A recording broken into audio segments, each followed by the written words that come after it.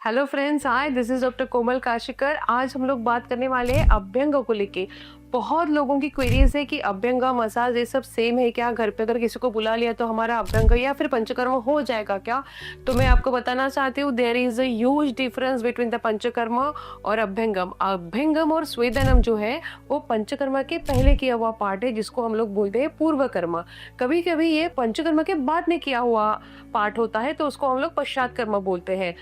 स्नेहन में भी बहुत सारे टाइप आते हैं, जिसमें संवहन आता है, मर्दनम आता है। किसी किसी पेशेंट को हमको कल्क से भी, मतलब औषधि द्रव्यों के कुछ कल्क बना के उसका भी स्नेहन करना पड़ता है। कोई स्किन डिसीज है उसके ऊपर हम उसका यूज करते हैं। ऐसे बहुत सारे प्रकार हैं जो अभ्यंगम के हैं, लेकिन वो पंचकर्म नहीं है। इसको हम लोग पूर्व कर्म ही बोलेंगे। हमें ध्यान देना है कि पंचकर्म के पूर्व किसको पूर्व कर्म करने हैं या पंचकर्म के बाद में किसको पश्चात कर्म करने हैं। ठीक है, उसमें भी और एक इम्पोर्टेंट बात अगर हम लोग बोला जाए तो है कि कफज नाड़ी विकृति। कफज नाड़ी विकृति है, उसके साथ आपका अगर पित्त और वात दोनों भी दूषित हो चुके हैं तो वो पेशेंट को हम कदापि पूर्व कर्म में स्नेहन स्वेदन बिल्कुल ही नहीं देंगे। उनको स्नेहन ये वर्ज्य होता है बेसिकली।